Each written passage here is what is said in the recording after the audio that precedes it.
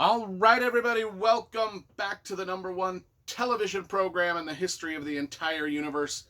I am Brian Lee Durfee, author of The Forgetting Moon, The Blackest Heart, and The Lonesome Crown. All three books published by Simon & Schuster's Saga Press. Today I'm going to be reviewing Magic's Promise by Mercedes Lackey. This is book number 2 in her The Last Herald Mage trilogy. I reviewed book number 1 some time ago, and that was Magic's Pawn.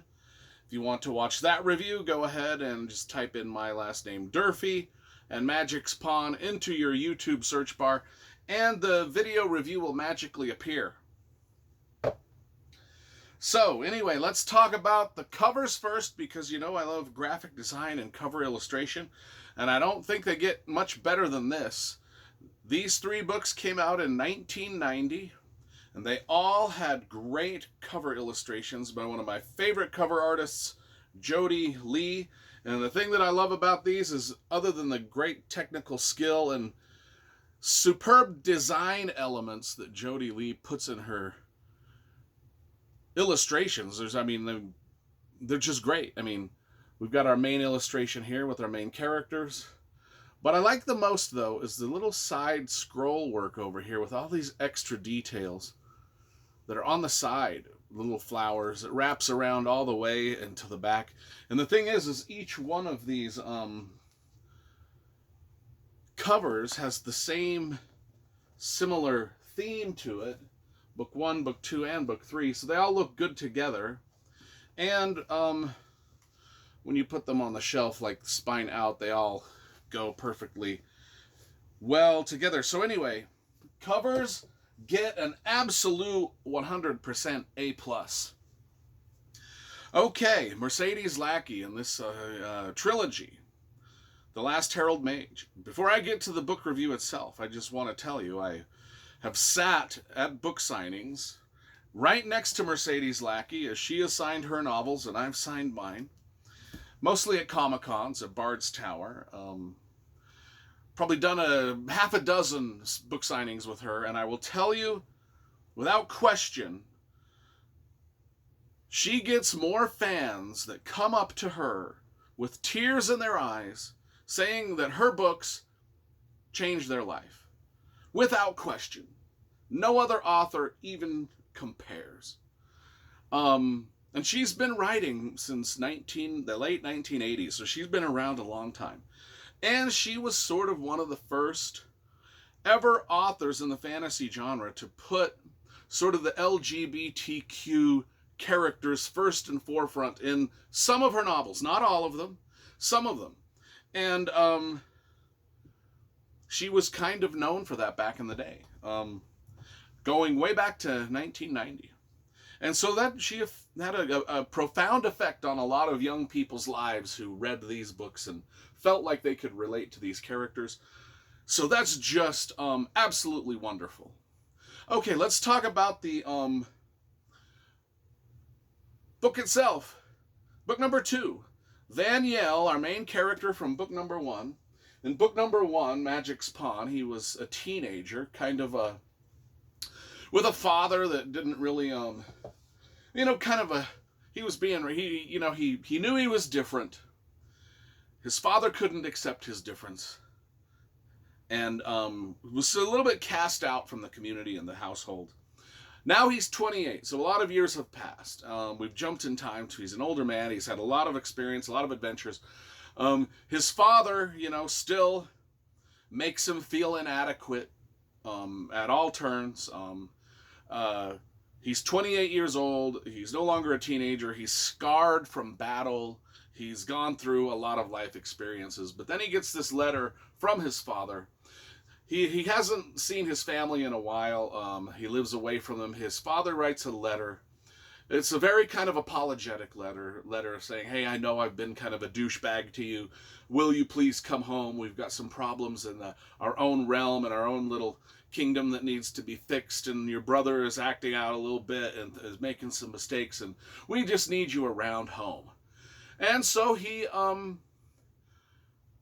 travels home And this is not like these books, the Mercedes Lackey books aren't really like people going out to fight dark lords or throw magic rings into volcanoes. Or, I mean, the stakes aren't like, epic, epic, epic, epic. It's more like this book was more of just sort of like this guy's little more localized story of him dealing with just kind of like the things around his own father's realm and the neighboring realm. And so when he goes to visit his family, he takes his horse, Yafandes, who is his companion, and he calls him as a companion. Everybody says, "Hey, your horse is cool." I'm like, it's more than my horse, and nobody really understands why he's so.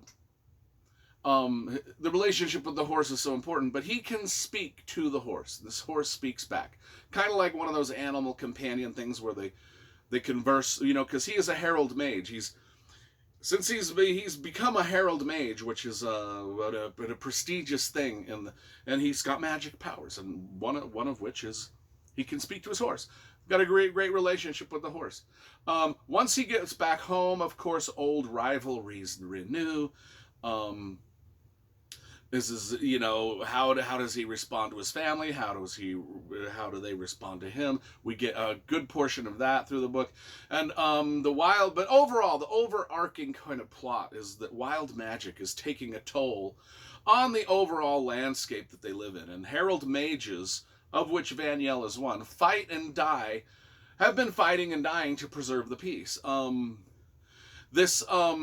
And along this journey that he once he gets home, there's a kind of another journey where he goes with his horse into the heart of kind of like this magical holocaust that has taken place in the neighboring realm, and he kind of has to unravel the mystery of what happened.